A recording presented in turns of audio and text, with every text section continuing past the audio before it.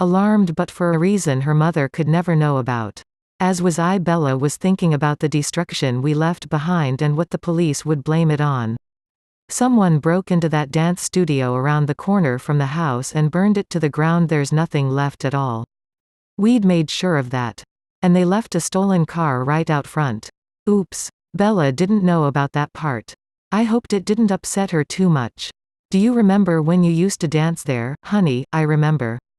Bella said softly, and I peeked at her just in time to see the strained look on her face at the memory. I can stay, baby, if you need me. Renee offered. No, Mom. I'll be fine. Edward will be with me. A string of less than pleasant words sifted through her mind, though she never seemed to land on one she would actually voice. I closed my eyes again and resumed my exaggerated breathing. I'll be back tonight, she said, her words obviously pointed in my direction. I love you. Mom, I love you, too. Bella. Try to be more careful when you walk, honey. I don't want to lose you. I knew Bella well enough to picture the look of indignation that would spread across her face at Renee's warning, and I couldn't help smiling. Besides, it was nice to have someone other than myself telling Bella to be careful. Maybe she'd actually listen to her mother. Renee reluctantly left as one of the nurses entered the room. As she walked away, it sounded like she was counting the minutes until she could return without seeming too overprotective. I noticed the nurse's mind was frazzled and disjointed. She'd been working for nearly 12 hours straight and was more than ready to go home, but she'd developed a sort of attachment to 167. Bella and wanted to check on her once more before leaving. She sounded concerned as she checked the monitor. Are you feeling anxious, honey? Your heart rate got a little high there. I'm fine. Bella said, and I could hear her purposefully slow down her breathing and try to calm herself further. I knew she didn't want any more medication. She already felt she'd been unconscious for too long. I wished she would understand how important rest was right now, and stop worrying about looking weak or vulnerable. I'll tell your RN that you're awake. She'll be in to see you in a minute. The second the door closed, I flew across the room to Bella. I couldn't believe what a difference it made, being beside her as opposed to across the room. Instantly I felt relief rush over me when I could once again feel the warmth radiating from her skin. I inhaled deeply and let her scent wash over me as I stared into her eyes and tried to convince myself yet again that she truly was all right. Quickly sifting through all her mother had said to her, I wondered for about the millionth time since I'd known her what would be going through her mind. You stole a car? She asked skeptically. I grinned at her. Because of all the things she could choose to focus on, of course it would be something trivial like that. I guess being the daughter of the chief of police made her a bit sensitive to lawbreaking. It was a good car, very fast. I told her, hoping she realized I would have stolen a jet if it had gotten us to her any faster. How was your nap? Interesting, I said softly, thinking of how conflicted I was at the idea of her going home with her mother. It made the most sense for her, and I didn't understand how she could still love me enough to want to stay with me when she had the chance to have her old life back. Her old, safe, vampire-free life. What? She asked, concerned by what must have been written on my face. I was afraid to lose her, but I was also afraid to keep her with me. Not wanting her to see the pain in my eyes, unwilling to sway her decision because of my own selfish desire for happiness. I stared at the floor as I spoke.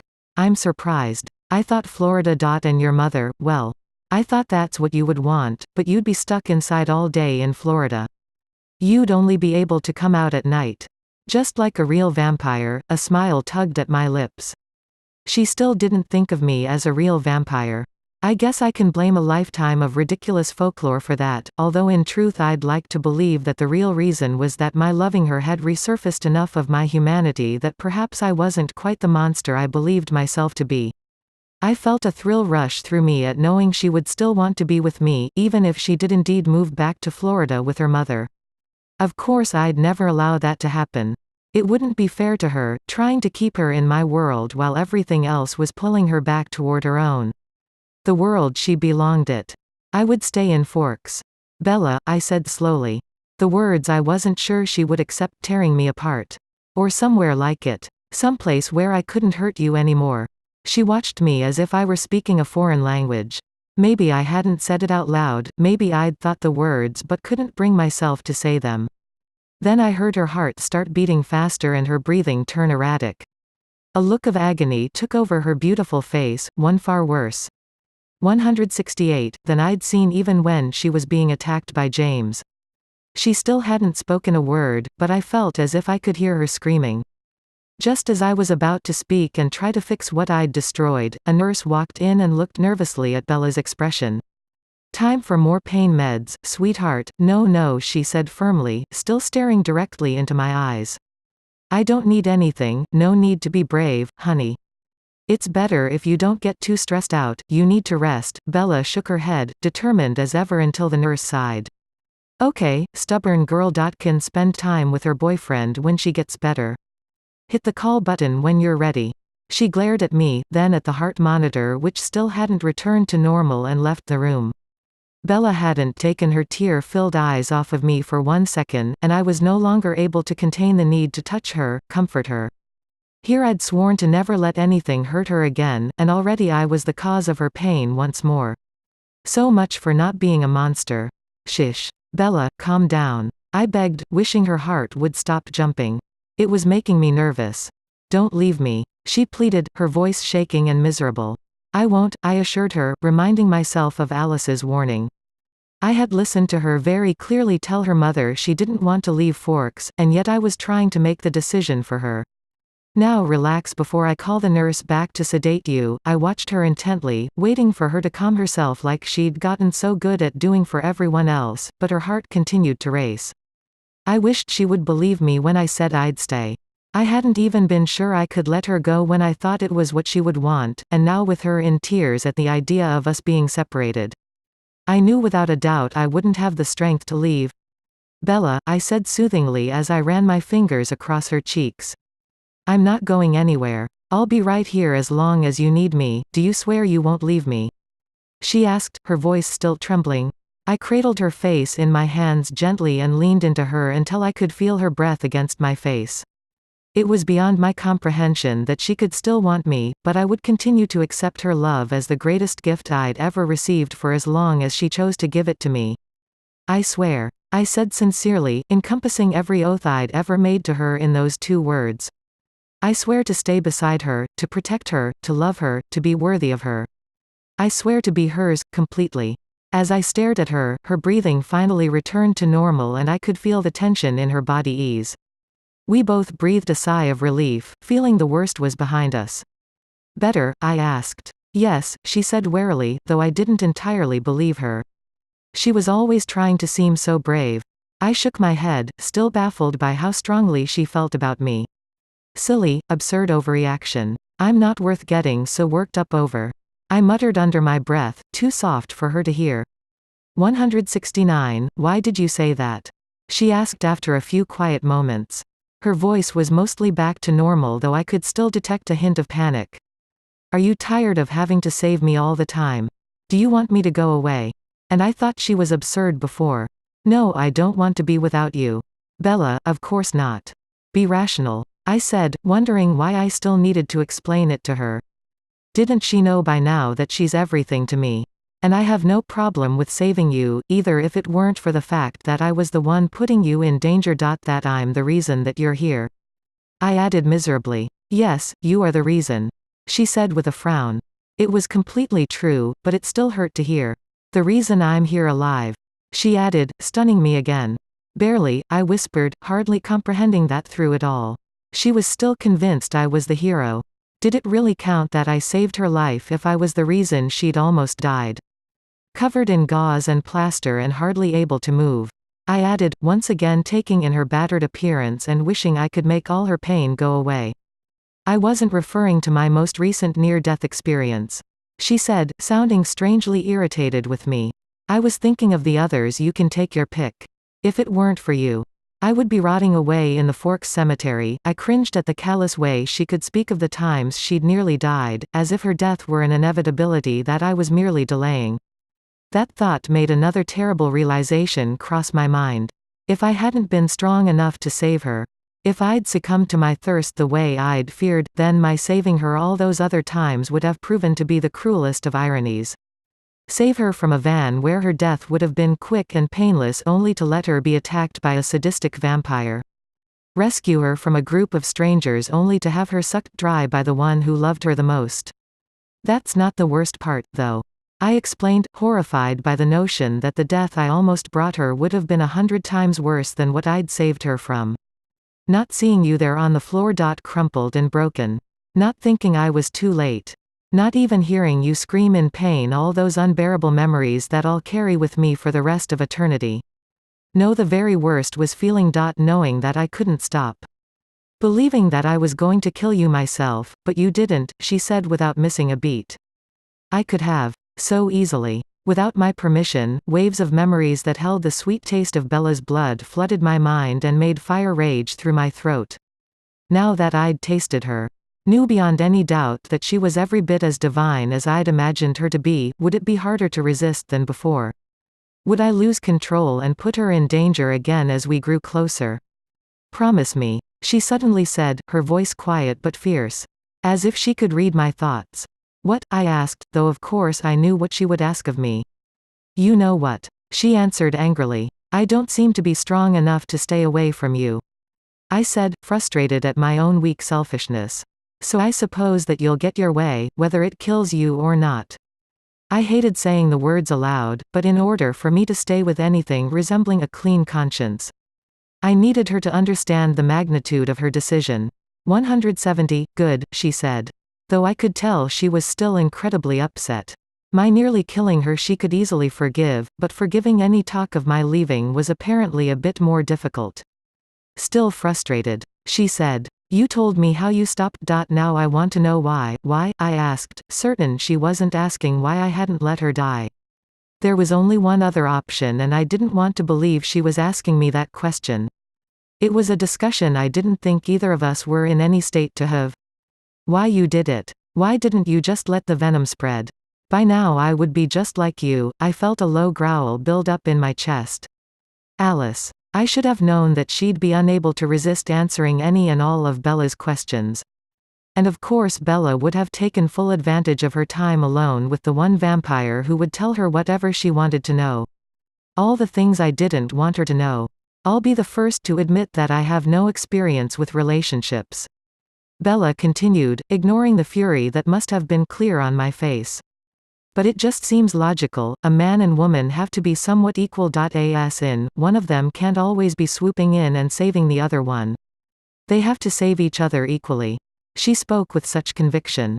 It all but dissipated by anger with Alice. Bella had always acted like I was the prize and she the lucky recipient, though I knew it was completely the opposite. This was just her way of trying to even us out.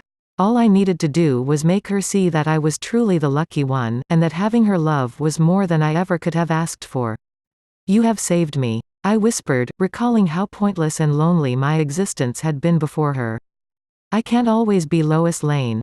I want to be Superman too, she said, reverting to the comic book stories she'd once tried to base her speculations about me on. It would have been adorable and I might have teased her, but her persistence in the matter was disturbing to me to say the least. She couldn't possibly want this life. You don't know what you're asking, I said gently, trying to reason with her without making her feel I didn't want her. In truth, there was nothing I wanted more than Bella for all eternity, but that didn't mean I was willing to sacrifice her humanity, her soul to get it. I think I do, she replied sincerely. Bella, you don't know, I said, still keeping in mind Alice's warning. I wasn't trying to make the choice for her, but rather ensure that she really understood what she was asking. As she'd made clear before, she didn't really think of me as a true vampire. She had some glorified idea of how we existed and was therefore unable to see the more difficult of our realities. I've had almost 90 years to think about this, and I'm still not sure, I admitted. Honestly, the only thing that made this existence worth it was knowing that if I'd died all those years ago, I never would have met Bella.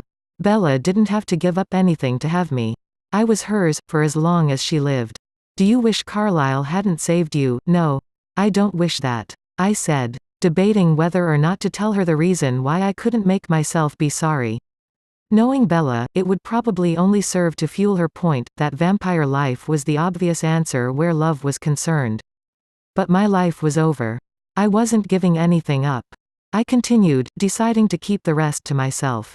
You are my life, she said, eyes piercing into me and wavering my resolve for a split second. You're the only thing it would hurt me to lose. 171.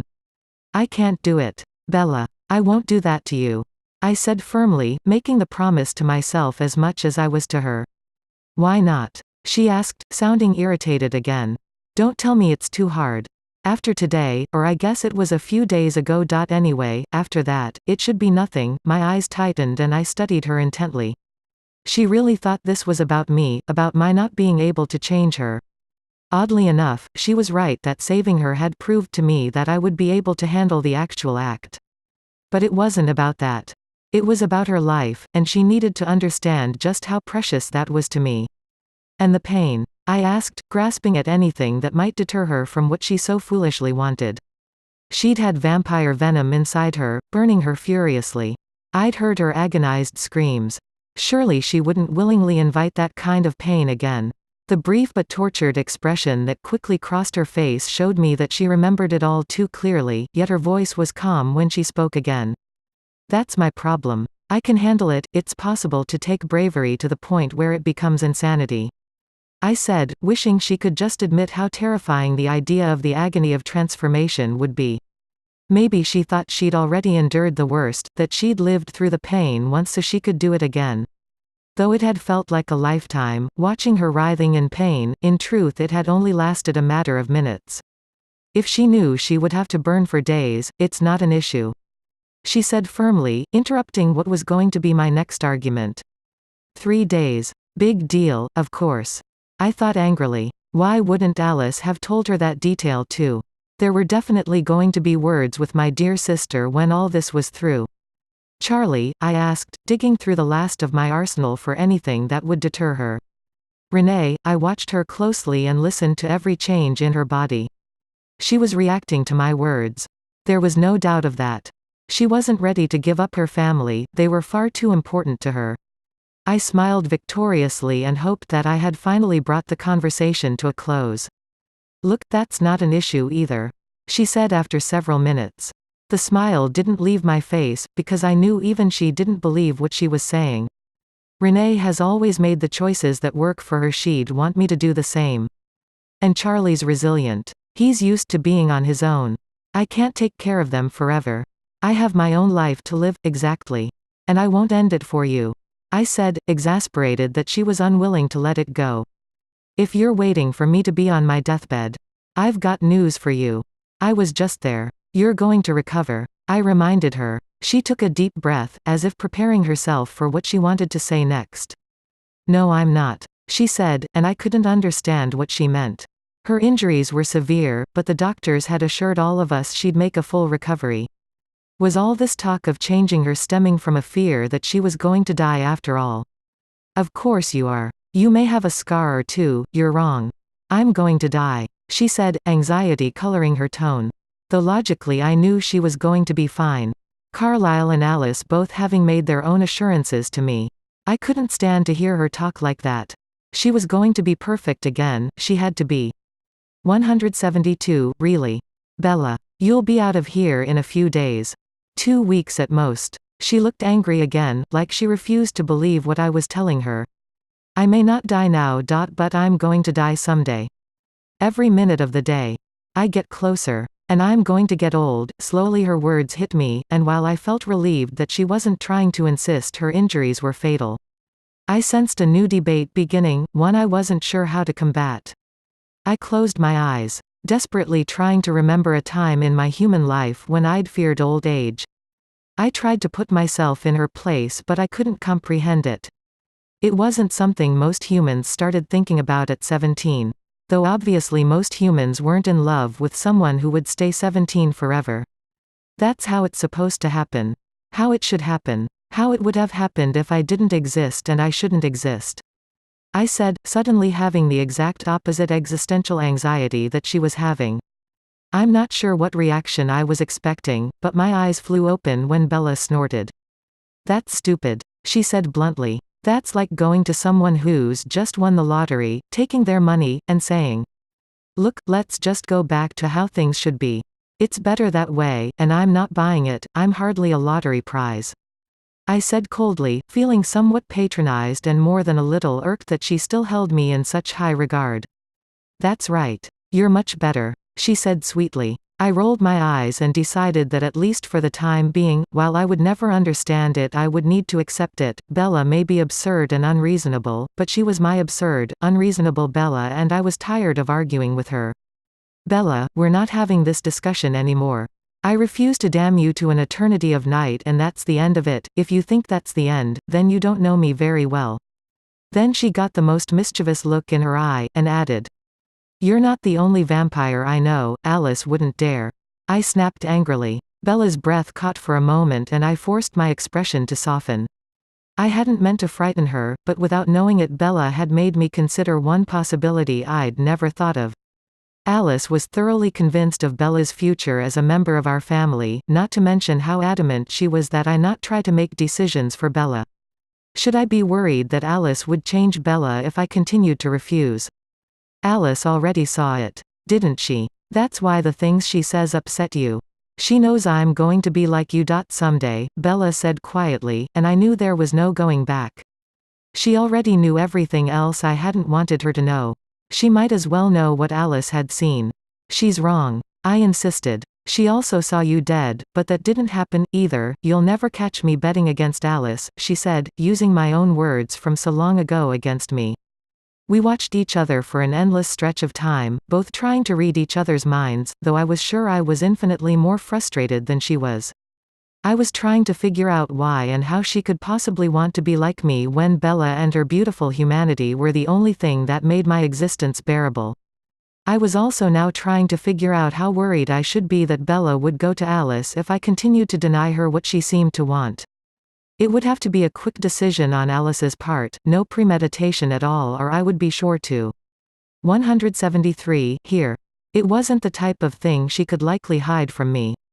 But Alice was so certain of Bella's future, it seemed likely that she wouldn't hesitate if Bella pleaded with her as she had with me. Like Alice had made very clear, she loved Bella too. She would be all too eager to give her what she wanted. Feeling exhausted in a way I wasn't used to, I finally decided that the only choice for us at that moment was to not think about it. It wasn't like Bella would ask Alice to bite her while she was hooked up to monitors and lying in a hospital. I would just have to work particularly hard at making sure Bella got all the enjoyment she could out of her human life. I'd show her that she and I were equals in every way that mattered. We both loved each other fiercely, and there shouldn't be anything more important than that. So where does that leave us? She finally asked. I laughed, deciding she'd been more successful at the mind-reading thing than I had.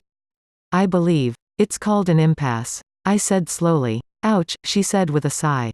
How are you feeling? I'm fine, she said, trying to disguise the pain that had contorted her face.